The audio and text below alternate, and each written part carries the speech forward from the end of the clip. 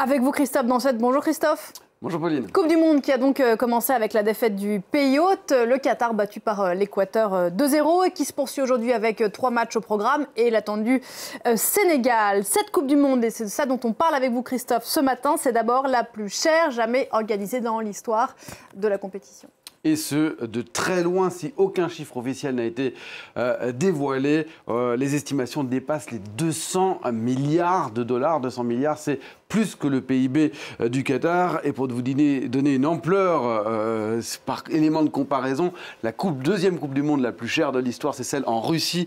Moins de 12 milliards de dollars d'investissement. On est presque 20 fois plus cher. Et la Coupe du Monde en France, organisée en 1998, c'était 1,3 milliard de dollars d'investissement. En réalité, 200 milliards de dollars, c'est plus que l'ensemble des investissements pour toutes les Coupes du Monde jamais organisées depuis la première en 1930. Et pour cause, Christophe, le Qatar est parti quasiment d'une feuille blanche. En 2010, lorsque le Qatar est désigné par la FIFA comme pays organisateur, le pays ne ressemble pas du tout à ce qu'il est devenu aujourd'hui. Il a fallu construire 7 stades sur les 8 de la compétition.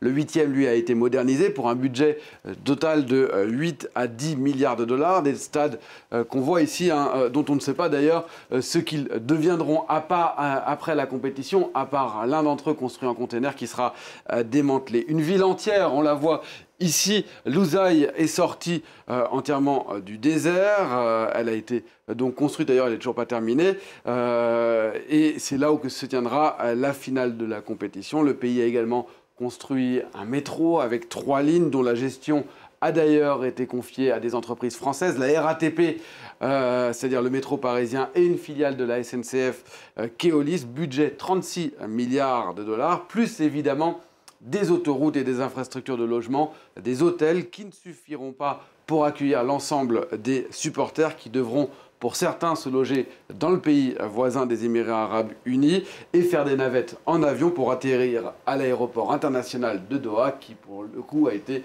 modernisé et agrandi. D'où le poids écologique qui fait partie des critiques à l'égard de cette organisation au Qatar. Vous l'avez dit, manque de structures hôtelières et pour cause, le Qatar, c'est un tout petit pays. Il est à peine plus grand que la Corse ou que Paris et sa grande banlieue. 11 500 km² de superficie. Jamais la compétition n'avait été organisée dans un pays aussi petit. Un pays qui prévoit d'accueillir pendant ces 4 semaines 1 200 000 supporters. C'est beaucoup pour un pays où résident pas plus que 2 800 000 de personnes. En majorité des étrangers, puisque la population de ressortissants qataris ne dépasse pas les 400 000.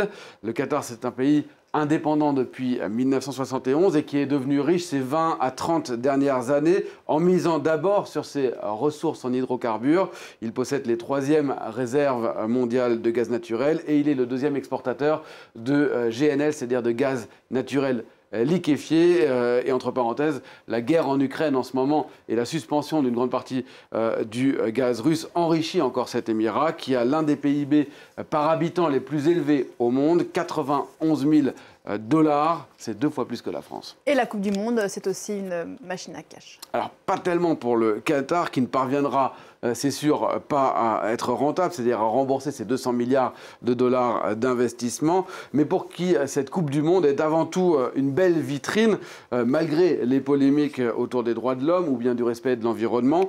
Le Qatar cherche à diversifier ses revenus et espère sur le long terme des retombées en matière de tourisme pour imiter un peu ce que fait son voisin à Dubaï. Mais la formidable machine à cash, c'est d'abord pour la FIFA, la Fédération internationale de football, qui espère en tirer jusqu'à 7 milliards de dollars de revenus sur la période 2019-2022. Un peu plus de 6 milliards de dollars sont déjà assurés et cette édition est déjà considérée comme celle qui rapportera le plus d'argent à l'association devant la Russie en 2018 et ce, avant tout grâce aux droits télé. 4 milliards de téléspectateurs attendus pendant ces 4 semaines de compétition. C'est la moitié des habitants de la planète devant leur écran. Les droits télé et aussi les contrats marketing et publicitaires.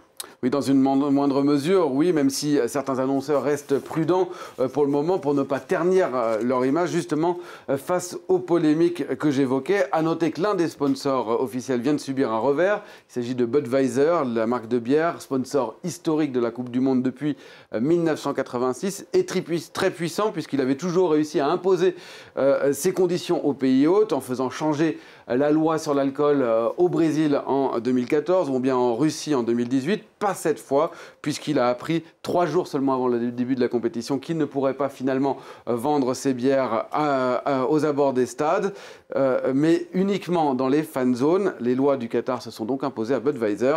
Enfin, pas pour tout le monde, car il y aura quand même de l'alcool servi, du champagne et des bières dans les stades, dans les espaces VIP, pour un prix allant jusqu'à 30 000 $ quand même. Ça fait cher les bulles. Merci beaucoup Christophe, c'était l'info éco.